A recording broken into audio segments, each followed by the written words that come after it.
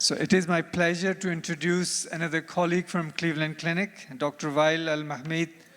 He's a consultant cardiologist at Heart and Vascular Institute. He's also professor at the Khalifa University and adjunct staff position at Cleveland, Ohio. We're going to talk about a topic which is very close to our heart, which is obesity and heart. Well, thank you very much, Javed, for that pun. It is close to the heart and a very important topic, and I'll only be covering a little bit of this because there isn't very much time. It's become a huge topic, and even yesterday there was a landmark trial published on this topic. So basically I'll be just looking at cardiovascular events and obesity, the impact of obesity on the cardiovascular system, how obesity is with the traditional risk factors, obesity and heart disease, heart failure, arrhythmias, thromboembolism, and valvular heart disease. And two important trials, the SELECT trial and the STEP-HFpEF. And had I had more time, I would have included the SUMMIT trial that was published yesterday, but I was trying to enjoy my weekend. So, this is a very important slide. Basically, you've seen some of this before. 2/3 of obesity-related excess mortality is attributed to cardiovascular disease. And you can also see here cancer, which you just heard very well about how it increases cancer disease. But the majority of deaths in obese patients is related or associated in some way or other to a high BMI. And it's also associated with a reduced life expectancy. If we look at the risk of cardiovascular events, unfortunately, as you heard, you must have heard a lot of things about the use of BMI, but this is what is used in most research. It's not the most sensitive or specific for obesity, but that is what is used because it's very easy to use. You can see that patients with BMI, whether they be women or men, they have an increased risk of cardiovascular morbidity and mortality. Also, what's very interesting in this slide basically is that if you're obese and you have no cardiac risk factors at all, zero metabolic abnormalities, you're also at increased risk of coronary disease, cerebrovascular disease, and heart failure. Obviously, when you add metabolic abnormalities to the fact that you have obesity, these risks increase quite a bit. Now, if we look at the impact of obesity on the cardiovascular system, there are two types of mechanisms. The first mechanism is the metabolic effects, or the cardiovascular risk factors, which we know so well and we've studied: diabetes mellitus, hypertension, dyslipidemia, and obstructive sleep apnea. And then there's the independent there are the risks independent of these risk factors, which affect atherosclerosis, heart failure, arrhythmia, thromboembolism, and valvular disease. It's becoming clear that obesity is a complex problem, and it's a result of what's called excess adiposity. And it is the visceral adipose tissue which carries the largest burden of metabolically unhealthy obesity, and that's what increases the risk. It is not the subcutaneous fat. So it is the visceral fat that is very active neurohormonally that increases the cardiometabolic risk. Also, there is a lot of data recently now on the epicardial adipose tissue, EAT, and this is having an effect on a number of cardiac issues, particularly atrial fibrillation and HFpEF, or heart failure with preserved ejection fraction. You can see in this slide, which is very complicated, how the adipose tissue affects so many adipokines, gas exchange, miRNA, pro-inflammatory cytokines, and reactive oxygen species. And on the right, you can see the adipose tissue basically increases the fibrosis, insulin resistance, very anti-inflammatory. Basically, a lot of data now on the inflammatory effects of obesity, and that's why the new drugs affecting the anti-inflammatory effects, and also antioxidant, anti-inflammatory effects, they're affected by the unhealthy adipose tissue, the visceral adipose tissue that we talked about. And basically, in the cardiology realm, a lot has been discussed now on the local adipose tissue in the heart, the epicardial adipose tissue, which can also be metabolically active. And we can see perivascular adipose tissue around the pericardium, around the left atrium, around the coronary arteries. You can see around the coronary arteries, you can get adipose tissue, and also around the left atrium, which may be affected in HFpEF and atrial fibrillation. So we have the traditional risk factors that are increased with increased obesity: type 2 diabetes mellitus, arterial hypertension, dyslipidemia, and obstructive sleep apnea. And these risk factors also obviously lead to atherosclerosis and heart disease, but as we mentioned as well, adipose tissue or active obesity will also lead to atherosclerosis in the absence of these risk factors.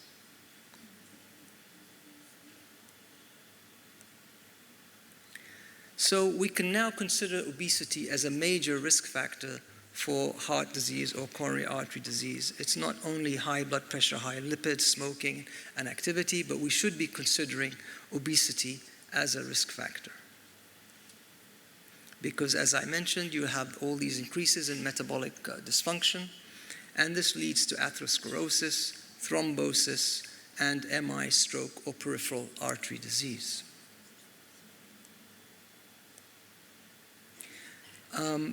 I showed this slide in another way earlier on, basically that if you are just obese and without any metabolic abnormalities, you have an increased risk of coronary artery disease.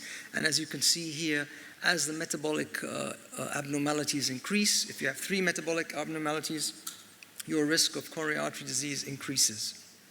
And it's the visceral adiposity and obesity-induced low-grade inflammation that contribute to the atherosclerotic heart disease. Also, in patients with obesity, these patients have microvascular disease that we're currently diagnosing in the cath lab or with PET scans, and they have what's called microvascular dysfunction, and this is increased in patients with obesity, particularly with BMIs, elevated BMIs, and they are related with worse outcomes. Heart failure, there's a lot happening with regards to heart failure. Like yesterday, as I said, the SUMMIT trial was published. Obesity increases the risk of heart failure, but mainly what we know as heart failure with preserved ejection fraction. And you can see here, as obesity increases, the risk of heart failure, preserved ejection fraction increases. There is a risk with heart failure and reduced ejection fraction, but the main increase basically is heart failure with preserved ejection fraction. Now, there are a number of reasons why we think that heart failure with preserved ejection fraction is associated with obesity. There's an increase in plasma volume, an increase in pulmonary artery pressure, decreased pulmonary vasodilatation, left ventricular remodeling, pericardial restraint, as we mentioned, because of the epicardial adiposity, decrease in right ventricular function, and increase in ventricular independence. And as I mentioned earlier, again, a lot's happening with regards to this increase in epicardial adipose tissue, which is thought to may play a role in heart failure with preserved ejection fraction. We should not forget heart failure with reduced ejection fraction. Obesity is also associated with worse prognosis in heart failure with reduced ejection fraction. And here in the paradigm study that used Entresto in patients with severe heart failure, you can see that there is an association between, worse association between obese patients and reduced EF. You may have heard about the obesity paradox in heart failure. This is really not a paradox, and it's better not to discuss this. I think what we see is in absolute severe heart failure, these patients become malnourished. So there is really no obesity paradox in heart failure. Also here in HFpEF, you can see that there's a clear association with increased risk of mortality. particularly if the waist, if there's abdominal obesity, whether it's all-cause mortality or cardiovascular mortality. There's an increased risk also of arrhythmias, and mainly atrial fibrillation with the association with increase in body mass index, waist circumference, or weight.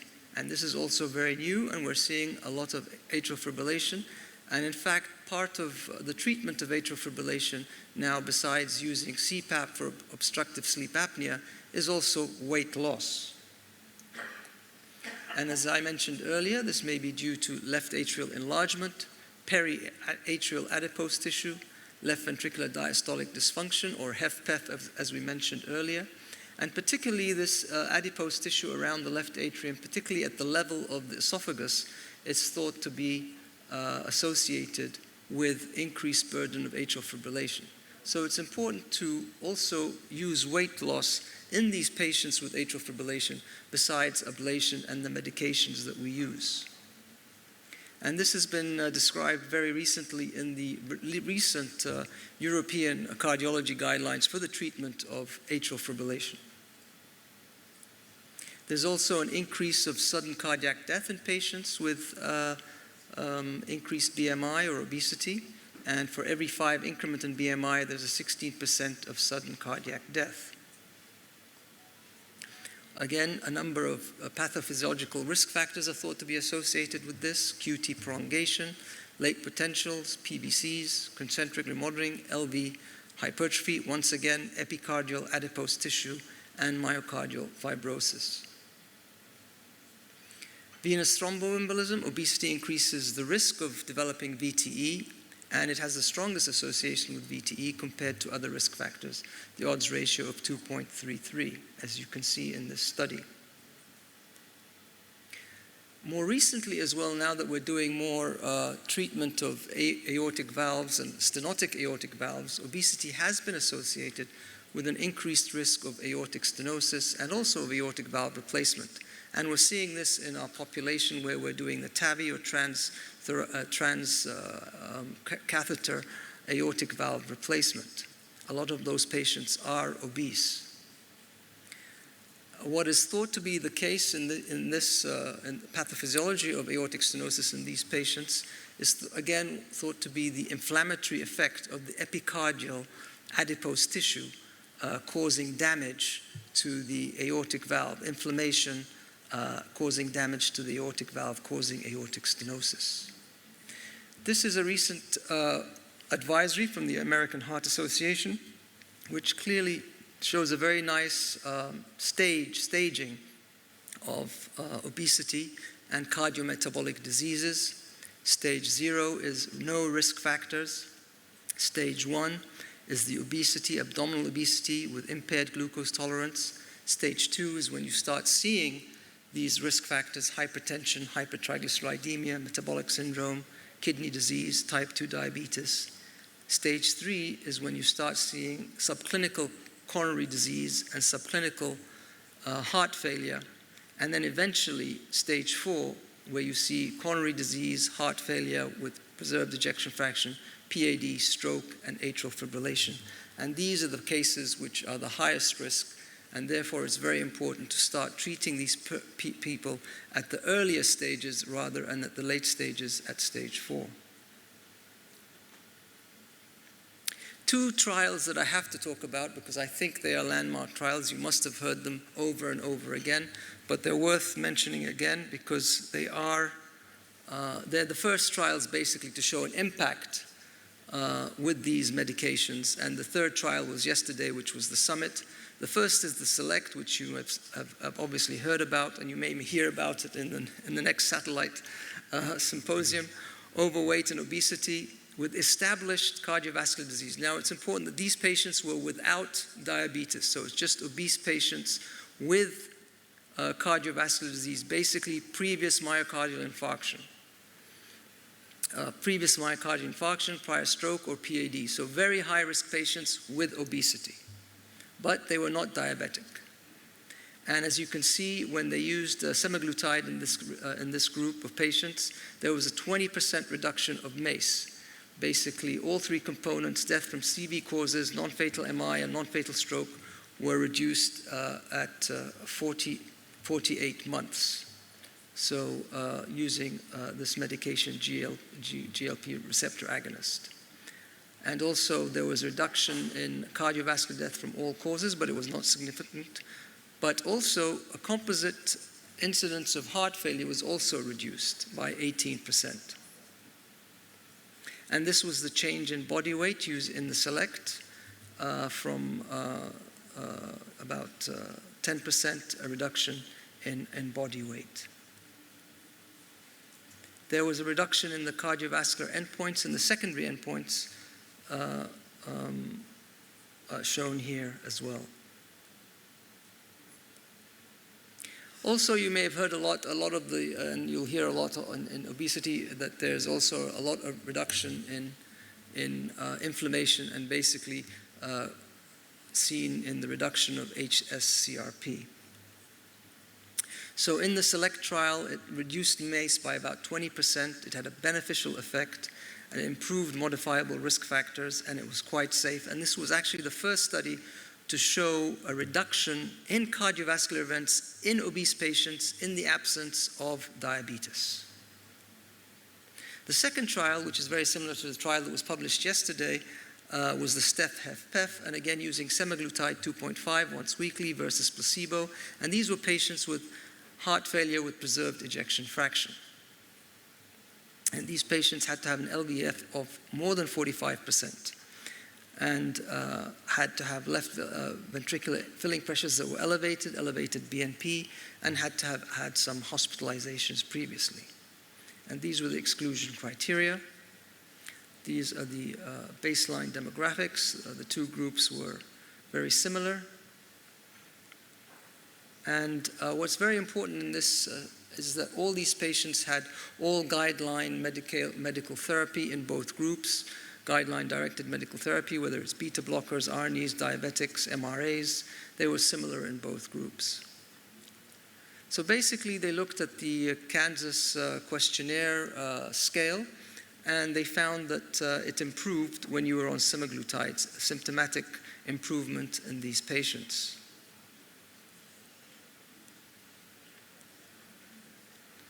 And also in body weight, there was a reduction in the body weight, as you can see here. Again, a little bit more than 10%. And there were also some secondary endpoints, which was the 6-minute walk test, and this was also increased with the semaglutide. CRP was also reduced in this group, as was seen in the previous trial. And the NT-proBNP was also reduced in the semaglutide group. This was a small exploratory endpoint, but the numbers were small. So in conclusion, in patients with HFpEF, semaglutide improved physical symptoms, physical limitation, exercise function, and reduced inflammation that resulted in greater weight loss. Also, they were clinically meaningfully and highly statistically significant in this group. It also resulted in a reduction in proBNP, and it was well tolerated. Finally, these are two position papers if you're interested in heart disease and obesity. This is from the World Obesity Federation, and Carl LaRue is here. And this is the most recent one where most of my slides are from, and it's the Obesity and Cardiovascular Disease, the ESA, the European Society Cardiovascular Consensus Statement, that was presented in London in September. So what are our take-home messages? Obesity is a serious problem. It leads to various cardiac complications. The pathophysiology is complex, and there's a lot of maladaptive tissue releasing pro-inflammatory cytokines. Prevention and treatment of obesity requires multidisciplinary teams, as you've obviously heard a lot, including cardiologists.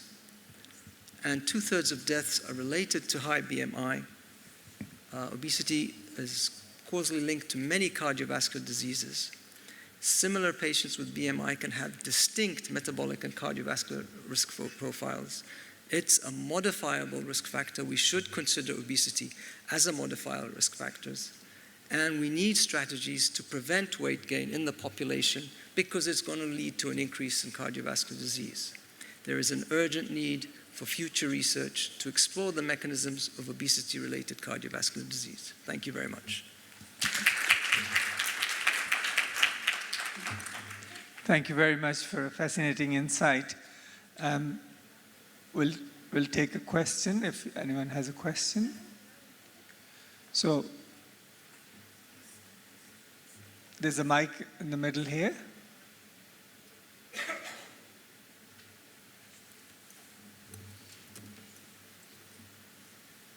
Thank you very much for the talk. So we've been listening about the reduction of MACE for the last 2 days. How about using the GLP-1s in people with arrhythmias, namely SVTs, fast AFs, because we know that GLP-1s can induce tachycardia as a side effect? Yeah, very good question. I've seen a number of patients who, when starting these medications, do get tachycardia, but I haven't seen anybody getting atrial fibrillation. No, if they've got established AF, cardiomyopathy, SVTs, would you still use the GLP-1s without being a bit concerned? That's also a good question. So the question is whether I use a GLP in somebody with established atrial fibrillation. Definitely, because part of the treatment of atrial fibrillation now is weight loss. So this was ignored previously, but in the most recent consensus and guidelines, weight loss is an integral part of treatment of atrial fibrillation, like CPAP is for obstructive sleep apnea in these patients with atrial fibrillation. So yes, I would try and weight loss would be very important in treating atrial fibrillation in these patients, although there is no data. But we know that weight loss is important, but there's no actual data looking at the effect of GLP receptor agonists on the reduction of atrial fibrillation events in these patients. But I'm sure we'll see a lot of data coming up in the next few years on this. Thank you. Thank you very much. We have got one more question. Please introduce yourself before the question. Thank you very much, Dr. Hanan Jigami, internist in Emirate Hospital, Day Surgery. Dr. Wael, I would like to ask that the patient, yes, they got tachycardia after certain weight loss, 103, 110. This tachycardia after they lose weight with GLP-1, is it related to the myocardium? Because sometimes there is also lean muscle mass also loss during the weight loss. What's the mechanism behind the tachycardia? That's a very good question. And as I said, I've seen some patients who have been started on these medications and they've got palpitations and they've got sinus tachycardia and couldn't tolerate the medication. What is the reason behind it? I am not aware. I don't know what the reason is if somebody else. But we do see it, but it's very rare. But there are some patients that get a tachycardia. Now, the lean muscle mass loss is very important. I don't think it's related to that. But I'm sure in this conference, a lot of people have talked about there is a lot of lean muscle mass loss with these medications. But it's not only with these medications. It's if you do intermittent fasting, if you do any types of weight reduction, you're going to get lean muscle mass. And the question is, when you have these patients on these, there's a lot of questions that we don't know. One of the things is, what is the best diet when you put this patient on these medications? Is it a high-protein diet? Is it a Mediterranean diet? There's no data. There's only suggestions. What is the best type of activity for these patients? Is it isometric? Is it cardiac? Is it weights? Again, we don't know, but there are suggestions that patients should do isometric exercises. Thirdly, how long should these patients take these medications for? Is it for life? Should they stop? When they stop, what should we do? These are a lot of questions that we don't know how to answer, and there's no data on these things. Thank you for a very comprehensive answer to the questions.